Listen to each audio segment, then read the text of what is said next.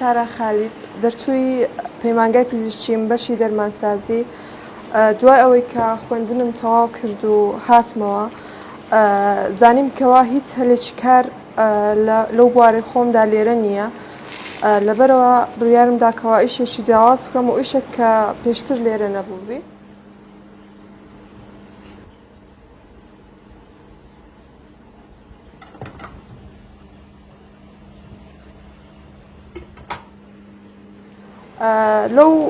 لەو بوارەمدا لە بواری دروستکردنی کێکدا هەستم بە نەقز کرد لێرە چونکە زۆر ئیشی جیاواز و نوێ هەبوو لەو بوارە بەس لێرە نەبوو، ینی ئەمدی لە شارەکانی دیکە چەندان ئیشی جوان و جیاواز و نوێ هەیە.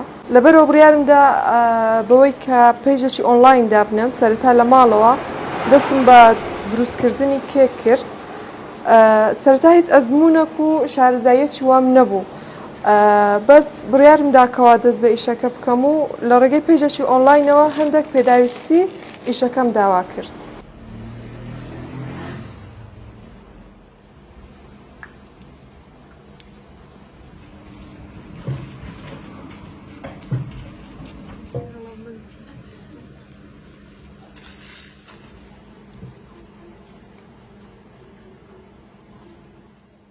سەرەتا ئیشەکەم هیچ ئەزموونێکم نەبوو، بەس متمانەی خەڵکی ئەوەی کە متمانەیان پێکردم و هەر لە سەرەتاوە پشتگیریم ئیشەکەیان کردم وای کرد کە زیاتر پەرە بەخۆم بدەم. لەبەرەوە چووم دەورەیەکی تایبەت بە ئیشەکەم دیت لە سۆران، دەورەیەکی دوو ڕۆژە بوو. ئەوەش وای کرد کە بتوانم ئیشەکەم زیاتر بەرەو پێش ببەم و زیاتر متمانەی خەڵکی بەدەست بهێنم.